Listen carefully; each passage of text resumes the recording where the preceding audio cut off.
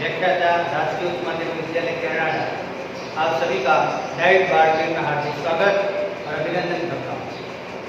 अब तक मौलिक अधिकारों के वीडियो में हमने मौलिक अधिकारों के बारे में प्रारंभिक जानकारी प्राप्त की। उसके बाद हमने समानता के अधिकार के बारे में बात की। हमने कहा था कि भारतीय संविधान में वर्तमान में 6 मौलिक अधिकार है, जिनका वर्णन संविधान के अनुच्छेद 12 से लेकर 35 तक और भाग 3 में किया गया है। समानता का अधिकार, स्वतंत्रता का अधिकार, उसके बाद शोषण के विरुद्ध अधिकार, धार्मिक स्वतंत्रता का अधिकार, सांस्कृतिक और शिक्षा संबंधी अधिकार और संवैधानिक विचारों का अधिकार। इन 6 अधिकारों में एक अधिकार के बारे में हम लोग चर्चा कर चुके हैं, समानता के अधिकार के बारे में। आज की वीडियो में हम लोग चर्चा करेंगे स्वतंत्रता के अधिकार के बारे में। इस अधिकार के तहत भारतीय नागरिकों को 5 प्रकार की स्वतंत्रताएं दी गई है। उसमें अनुच्छेद 19 से लेकर और 22 तक, अनुच्छेद 19 से 22 तक स्वतंत्रता के अधिकार का बात की गई है। उनमें से अनुच्छेद 19 के अंदर 5 प्रकार की स्वतंत्रताओं की बात की गई है। अनुच्छेद 19 एक क में विचार अभिव्यक्ति की स्वतंत्रता दी गई है नागरिकों को। इसका मतलब यह है कि भारतीय नागरिक अपने विचार व्यक्त करने के लिए स्वतंत्र है। किसी भी मंच पर जहां उन्हें मौका मिलता है वे अपने विचार व्यक्त कर सकते हैं, लेकिन विचार व्यक्त करने की जो स्वतंत्रता है या विचार अभिव्यक्ति की जो स्वतंत्रता है, उसके अंतर्गत राज्य यह निर्बंध लगाता है कि कोई भी व्यक्ति जब अपने विचार अभिव्यक्त करे तो उनके विचारों से व्यक्ति की गरिमा, देश की एकता और अखंडता को नुकसान नहीं पहुंचना चाहिए। तो देश के विरुद्ध नहीं होना चाहिए। देश की एकता और अखंडता को, देश के मान सम्मान को क्षति पहुंचाने वाली विचार अभिव्यक्ति नहीं होनी चाहिए। इस विचार अभिव्यक्ति की स्वतंत्रता में प्रेस की स्वतंत्रता शामिल है। प्रेस का मतलब प्रिंट मीडिया, इलेक्ट्रॉनिक मीडिया इसके अंदर शामिल है। उन्हें इसी अनुच्छेद के तहत विचार अभिव्यक्ति की स्वतंत्रता प्राप्त है। अनुच्छेद 19 एक ख में नागरिकों को अस्त्र शस्त्र रहित शांतिपूर्ण सम्मेलन की स्वतंत्रता है। यानी इस मौलिक अधिकार के तहत कोई भी सम्मेलन आयोजित किया जा सकता है, लेकिन वह सम्मेलन शांतिपूर्ण होना चाहिए और उसमें किसी भी प्रकार का कोई भी अस्त्र या शस्त्र नहीं होना चाहिए। ये इसके अंदर बंद किया गया है। अनुच्छेद 19 1 ग भारतीय नागरिकों को संघ और समुदाय बनाने की स्वतंत्रता देता है। यानी भारतीय नागरिक कोई संगठन बना सकते हैं, समुदाय का निर्माण कर सकते हैं, संघ का निर्माण कर सकते हैं, लेकिन इस संगठन, संघ या समुदाय का उद्देश्य देश विरोधी गतिविधियों के लिए नहीं होना चाहिए। देश की एकता और अखंडता को किसी प्रकार से इससे खतरा उत्पन्न नहीं होना चाहिए।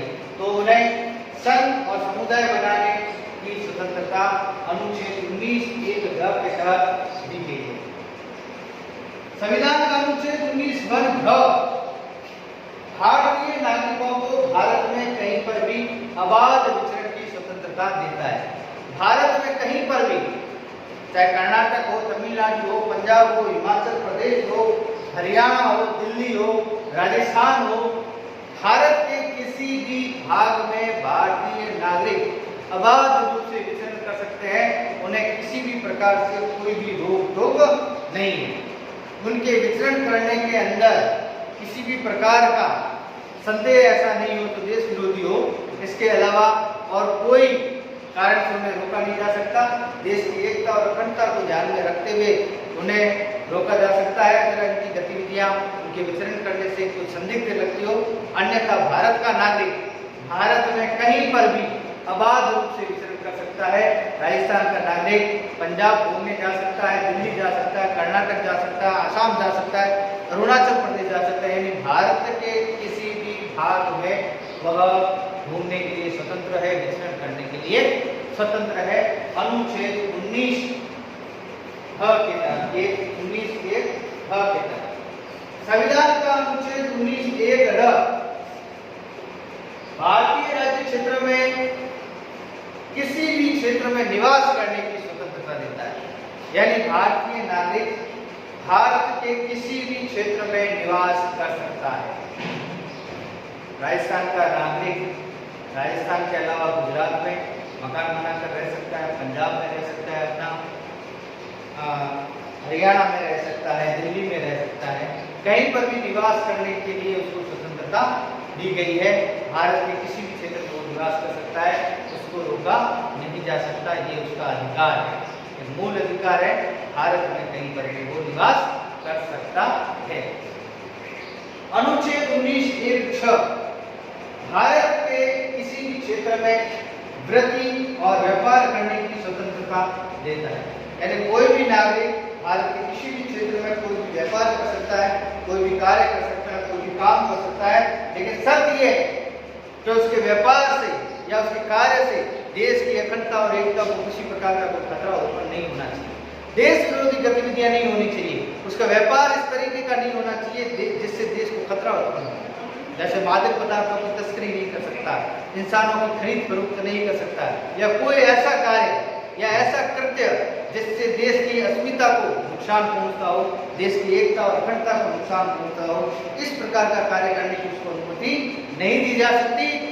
इसके अलावा अपने जीवन यापन के लिए किसी भी प्रकार का व्यापार या वृत्ति कर सकता है। अनुच्छेद 19(6) के अंतर्गत उसको इस प्रकार की स्वतंत्रता दी गई है। तो अनुच्छेद 19 में कुल 5 प्रकार की जो है वो स्वतंत्रताएं दी गई। इसके बाद संविधान का अनुच्छेद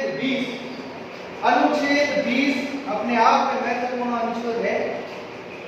इस अनुच्छेद के तहत अपराधों के लिए 2 स्थिति के विषय में संरक्षण दिया गया है, यानी किसी भी व्यक्ति को जब तक कि उसका दोष सिद्ध नहीं हो जाता, जो उसने अपराध किया है उस अपराध का दोष सिद्ध नहीं हो जाता, तब तक उसे गिरफ्तार नहीं किया जा सकता। यदि उसे गिरफ्तार किया जाता है तो 24 घंटे के भीतर उसको नजदीक के न्यायालय में पेश करना होता है। इसके अलावा जब उस व्यक्ति को गिरफ्तार किया जाता है तो इस बात का ध्यान रखा जाएगा कि उसने जिस समय जो अपराध किया है वो अपराध उस समय के कानून का उल्लंघन करता है या नहीं करता है। अगर उसने किसी कानून का उल्लंघन नहीं किया है, अपराध उसने किया उसके अंतर्गत किसी कानून का उल्लंघन नहीं हो रहा, तो ऐसी स्थिति में उसको जो है अपराध घोषित नहीं किया जा सकता, उसको संरक्षण प्राप्त होगा। इसके अलावा कानून उल्लंघन के समय जो उसको सजा मिलनी चाहिए उससे अधिक सजा उसको नहीं दी जा सकती, यानी चोरी के लिए उसको मृत्युदंड नहीं दिया जा सकता, या उसके द्वारा जो है कोई ऐसा काम किया गया है जो इतना बड़ा नहीं है जिसके लिए उसको फांसी की सजा दी जा सके। तो ऐसी स्थिति में कुछ ऐसे प्रावधान किए गए हैं जिसके अंतर्गत जो है उसको संरक्षण दिया जा सकता है। इसी अनुच्छेद में ये कहा गया है कि अपराधी जो है उसको एक ही अपराध के लिए बार-बार दंडित नहीं किया जाएगा, एक ही अपराध के लिए उसको बार-बार दंडित नहीं किया जाएगा।